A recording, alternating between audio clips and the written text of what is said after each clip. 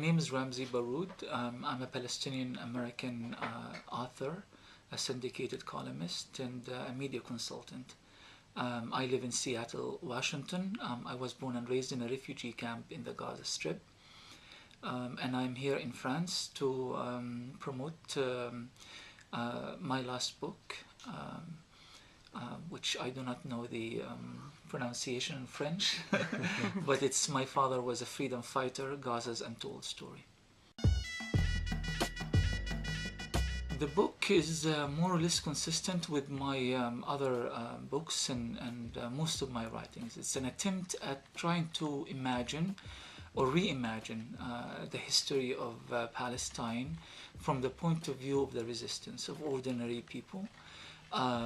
Much of Palestinian history has been recorded either through Israeli or Western observers, in which Palestinians were either completely neglected or unfairly treated in the narrative, or been recorded by Palestinians themselves, but much of that type of writing ended up being very elitist or almost kind of defensive type of writing, trying to prove what Israel says that we are. So, no, we are not terrorists, no, we are this, no, we are that. I thought, why not provide a people's history of Palestine?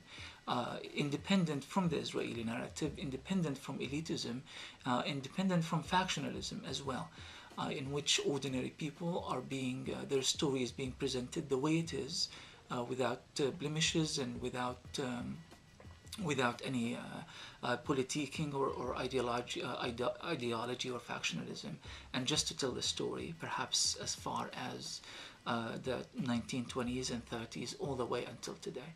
I said that through telling the story of my family, my neighbors, and my people.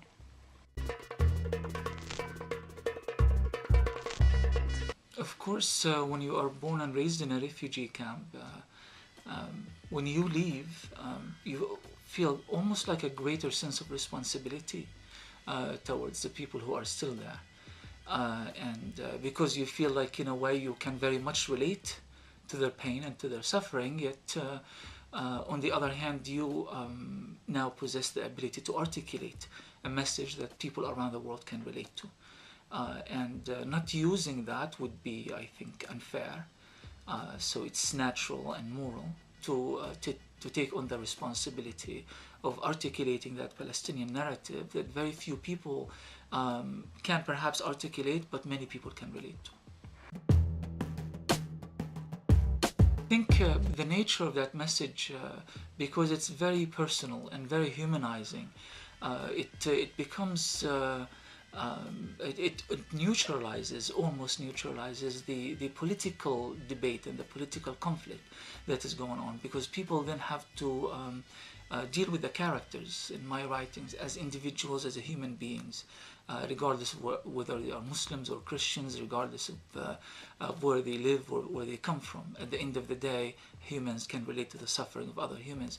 So I think it has been perhaps surprisingly effective in reaching out to new communities, not just in the United States, but really all over the world, since this book has been translated to from Korean to Arabic to Malayalam to other languages, which kind of demonstrate that the human experience is one and the same, regardless of where we come from.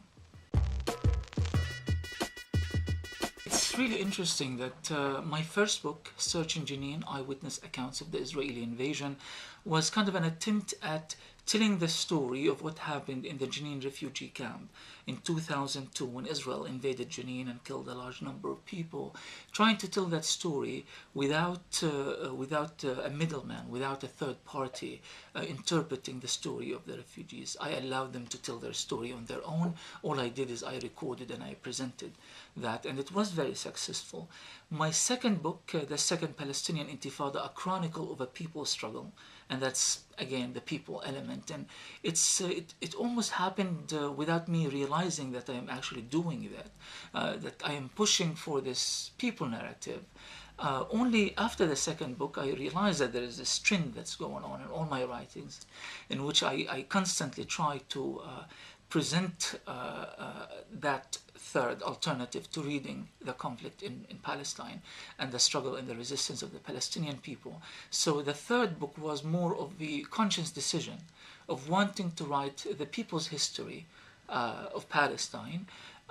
And if you write a people's history, then you are naturally, the priorities are not the same as those of the elites, are not the same as those of the politicians, but rather a different set of priorities. The book ended up centered around the concept of resistance.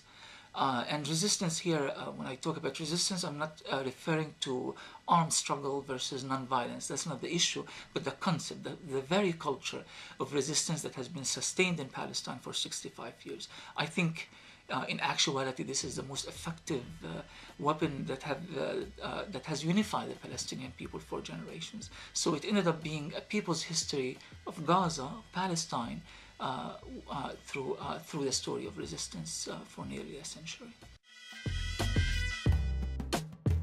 Very much so. Very much so. If you look at a Western representation of Palestine and the Palestinians, it's always the moderate versus the radical. They are constantly seeking the strong man. Who's the strong man of Palestine? Is he Mahmoud Abbas, Yasser Arafat, Mohammed Dahlan, and so forth? It's a very elitist, very condescending political understanding of the situation of Palestine. It, of course, is very disrespectful and unfair to millions of Palestinians and generations of Palestinians all over the world.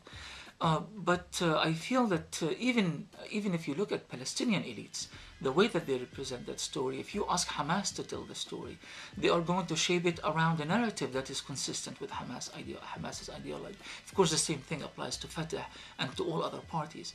But in reality, the actual story that's independent from faction and independent from politics and the peace process and all the slogans of moderates versus radicals is a story that is rarely told.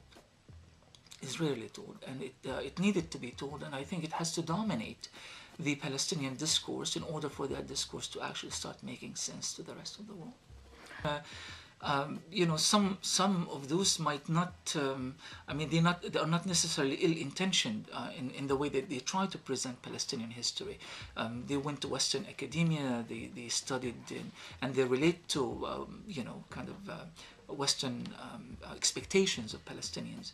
But I think they really do need to reimagine Palestine and Palestinian history because at the end of the day, they are either representing a cause that is not theirs or they end up being very detached from the rest of the Palestinians. If you look at the Palestinian Authority right now, what Palestinian people do they actually represent? Who can relate to them? What language do they speak? There's certainly no unity around the Palestinian discourse that's emanating from Ramallah. That has got to change, and Palestinians need to. There has to be a new national identity for the Palestinian people that is not concentrated on the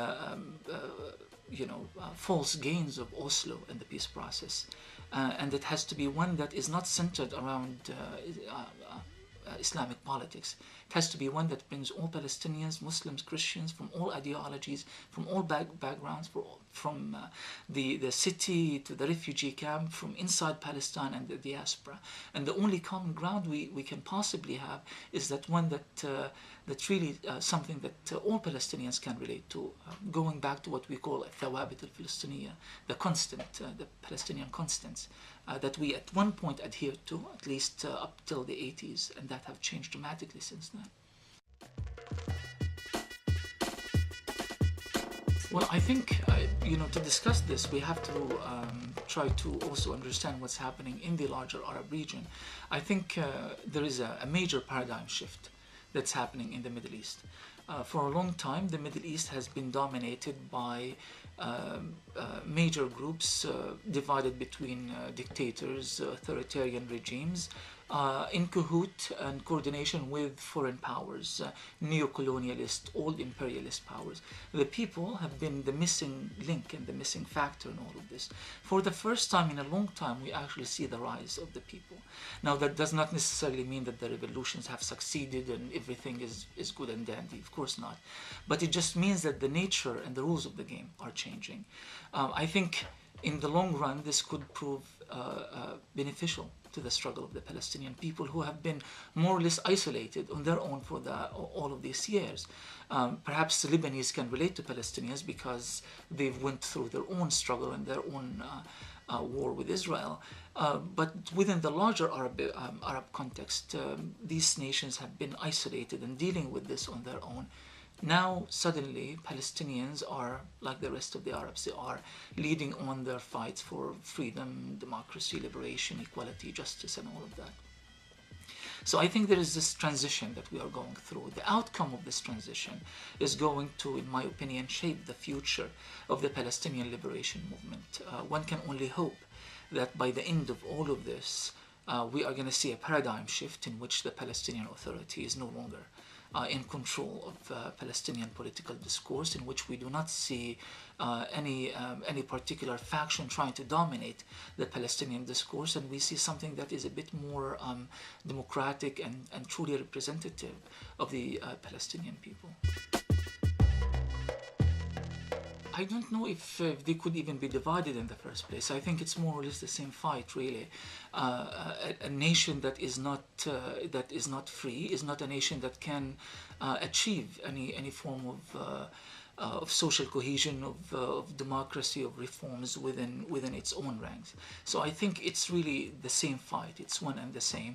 And I think that only the Palestinian people, with representatives who can indeed listen and understand the pulse of the Palestinian collective, who can in fact understand and relate to this struggle and find a platform that unify all the grievances and all the demands and all the rights of the Palestinian people and try to achieve them all at once.